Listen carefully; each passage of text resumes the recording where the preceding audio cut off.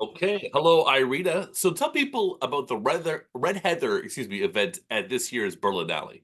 Red Heather, right? Yeah. It will be a solemn, let's say, evening for independent Belarusian cinema, and I hope also for friends, for our friends, for friends of democratic Belarus. Today, Belarusian independent cinema, because we work only with independent cinema, are either underground or abroad. So on February 17, at the European Film Market at Berlinale, the award ceremony of the Film Award Red Heather will take place. I'm a film critic myself, and I'm pleased to say that the winners of our award are determined by Belarusian film critics. It's 16 people, and awards will be presented in 13 nominations categories. So it's quite huge and will take some time. I also would like to say that we will present a very interesting metaphorical award, and after the ceremony, we will invite our guests to a concert by a very exceptional Belarusian musical band called Shuma, which is I personally I personally respect very much, and it was important for me to invite exactly this band because Shuma, in a certain way, preserves, if I can say so, Belarusianness for me, and is a kind of well-known band among Belarusians as well. And it's important for me to say more about what the word Belarusian mean on the international platforms such as YEFA. So Shuma works with our national motifs and in a very kind of modern and stylish way. So that was a best choice for me. So to sum up, this will be the day when we name the most important films and the best filmmakers from Belarus of 2021 and 2022. Okay, there it is, all laid out there. So if you didn't know, now you know. Um, so I was looking at some of your credentials, and I see that you're a member of the jury at the Golden Globes. How long have you had that relationship? I served as a member of the Golden Globe jury for 2 last editions, and I joined, it seems, in 2022 when, if you remember, the Film Awards increased the jury almost twice, inviting film critics from all over the world, and I was one of them. And then I was invited to apply for the second edition, so I did that. And to be honest, I hope to continue this work because I pretty appreciate as a film critic and as a movie lover that as a member of the jury, I have access to exclusive screenings for many films, and yeah, it's kind of one of Nice, the most yeah, enjoyable jobs. yeah. I assume so. Um, so for those who don't know anything about your political situation in Belarus, just tell people, why is your event held in Germany, not Belarus? Yeah, you probably, sorry. It's a good question. You probably don't know much about Belarus in Canada, huh? And I totally understand that.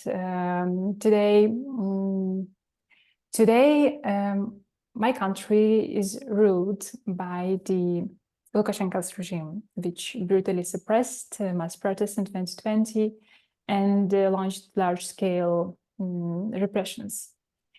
The truth is that most of the organizers of the Red Heather Award and most of the directors who are nominated, most of the filmmakers who are nominated, cannot enter the country because for them it is a risk to be detained, arrested, even for years, not just 15 days, which Wow. is quite Mhm. which is quite regular for us. Some of the films nominated for the Red Heather speak to us about what happened in 2020. And also true is that the authorities in Belarus don't need they don't need the perspective which is different from their own, and anything independent that they cannot control is taken as hostile, let's say. Mm. But let's imagine that we as an organizers, for example, we managed to get the country. Then anyway, first of all, we wouldn't get a permission from the Ministry of Culture to organize an event. But even if we would decide to organize an event without this permission, we would probably most likely detained or before or at the time of this event, because again, it's just, it's kind of, we are an extremist for the regime. Something similar happened actually recently before Catholic Christmas. There was an event. The author of the project, it is quite very interesting project, which is called Unfilmed Cinema, which means that the author is intended to tell about unfilmed cinema, like orally, to tell just to tell about it. So he organized an event, a kind of reading of this unfilmed cinema in Minsk, and about 16 or 18 people attended this event. Okay. And they all were detained at this time. Oh, wow. After 40 minutes when it started, each of them. And yeah, as I said, anything independent, which is not controlled, is taken as hostile. And I can say, as far as I know, not everybody of these detained people is released by today. So it's kind of brutal. So that's why we cannot organize our award in Belarus, but this possibility, we have a possibility because many filmmakers, we as an organizers are abroad, and we have possibility to, to shoot, to award, to develop Belarusian cinema abroad. And I'm very happy and grateful to the EFM for this, for their support, actually, that we have this possibility to award there, because it's important. If we cannot go, if we don't have our own home, kind of, then it's important to find ourselves at least somewhere. And it's cool that we have Berlinale as a place for Belarusian cinema, because it is one of the biggest film festivals in Europe. Absolutely. So, how would you describe to people who don't know, again, anything about Belarus? How would you describe the state of cinema? Is it sort of two camps, like sort of stuff you guys do and stuff the state pushes? Is that kind of what we're talking about here? Yes, exactly. The Red Hat Award deals only with independent cinema, but it's not only Belarusian cinema, of course. In our country, independent cinema has never had which is called home country, right? Which finances you, which gives you, for example, 51% of your budget for you to be able to look for a co-producer somewhere in Europe or somewhere else, something like this. And the Ministry of Culture, which is responsible for budget for cinema in my country, has always supported only, maybe with very rare exceptions, but let's say only pro-state cinema, which is made by the so-called National Film Studio Belarus Film. This is a studio which is legacy from the Soviet time. So the thing is, it is very interesting that Belarus Film is supported by the state, by Ministry of Culture, by the budget, but it doesn't know how to create quality film products at all. Because I don't even know why, or I can suggest, I can guess that the film studio, which is legacy from the Soviet Union, it has kind of this unflexible mechanism of work, this system, and many patterns, and also restrictions from the state. And at the time when the pro-state studio don't know how to make good films, independent directors, on contrary, they have successes at the international film festivals, but as they don't have this normal financial system, normal source of finances, stable source of finances, and as they don't have this clear rules of the game, so these successes are quite there are just few of them, right? Okay. You can't be successful enough if you don't have a stable funding. So just as a joke, as an example, on last year, for example, the studio which I mentioned, Belarus Film, made a very interesting film, so openly propaganda. It was about the time when part of Belarusian lands was part of the Poland as a result of the Riga Peace Treaty, kind of historical film. And today for Lukashenko's regime, Poland is one of the main external enemies. And so accordingly, the film, which Belarus Film created, shows how badly Belarusians lived in Poland and how cruel Poles were towards our people. So this is an open propaganda. At the same time, we see another film, documentary, called Motherland, which was shown on more than 20 international film festivals and was also nominated for European Film Award. It speaks about violence in Belarusian army, but the thing is, it found money for themselves. The film was made for money from anywhere, but not from Belarus. I see. All right, so please tell me about the nominated fictional films at the Red Heather this year. It's either low budget films or short films. There is a very, I will say, unique low budget film about a date called Date in Minsk. The couple go to their first date. The time after 2020, I guess it was 2021, if I remember correctly, when it was a time when Belarusians began to leave the country really in mass.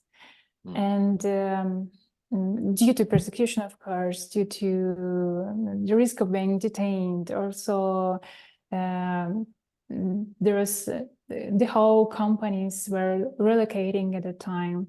So many people just could browse how the circle of friends, the circle of familiars, colleagues, also family, just dwindle. And they themselves, everybody, not everybody, but most of the, I know, a lot of people in my circle too. And I personally remember this experience because I left the country in 2021 as a journalist of independent media. And everybody had to make this decision to leave the country, to go through, I don't know, through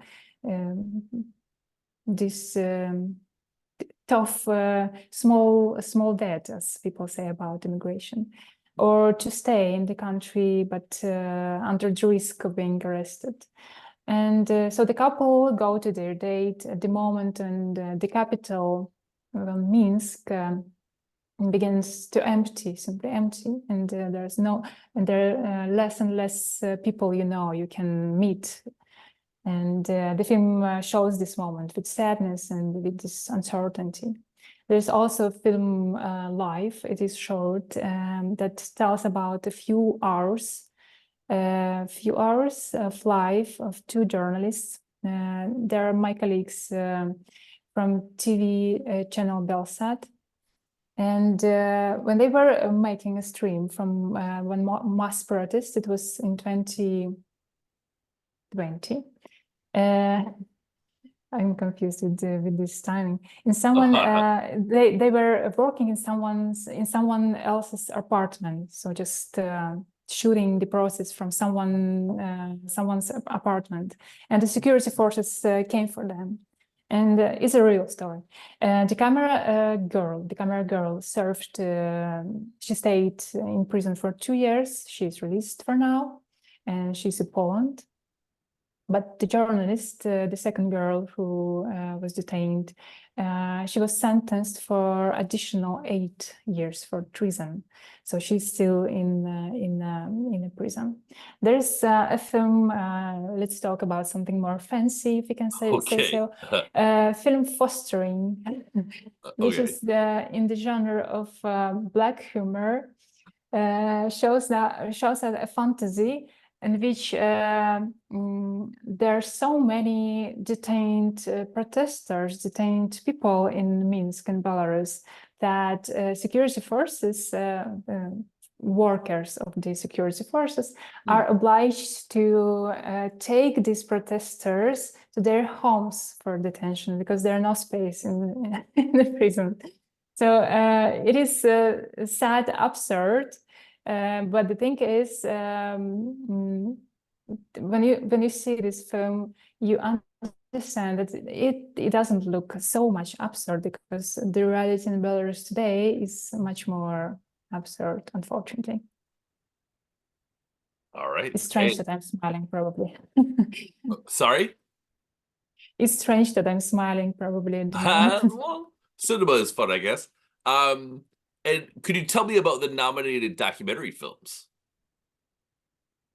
I will start with the Belarusian cinema. Independent documentaries have always been more successful, because, among other things, probably the main reason is that documentary is simply cheaper.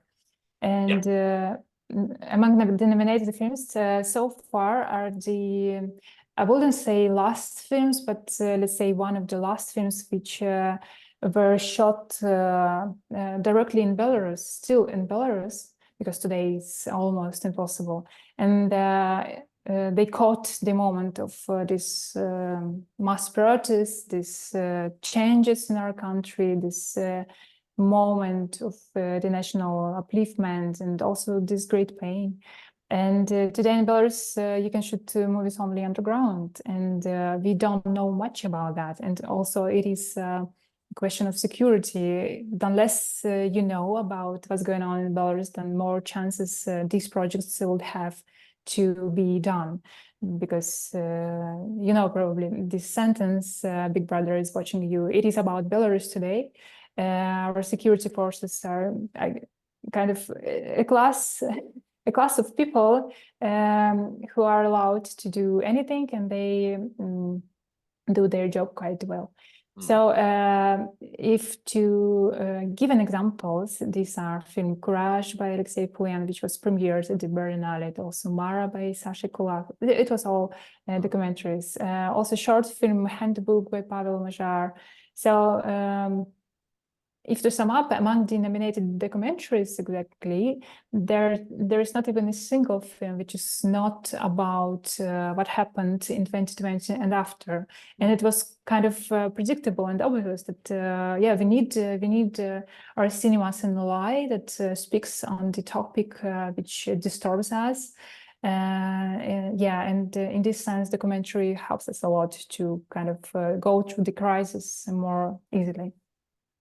All right. And what do you think the nominated filmmakers all have in common with one another? I would say that I find nominated films are very different according to genres and styles and I don't know, author's approach. But I have to admit that I already mentioned that, but still, among nominated films are many. Or most of them are about this humanitarian crisis in the country. And again, it was kind of predictable and obvious. Okay. And tell me a little bit about your fellow jury members. These are the people who create, let's say, the context of Belarusian cinema. and they probably in a certain way create the history of Belarusian cinema with their analyze and noticing things and publishing something. And as well as people who participate in, who create this context also, who act somehow. For example, Igor Sukmanov is my colleague, who was the artistic director of the International Film Festival Listopad in Minsk at the time when it was organized by the independent company.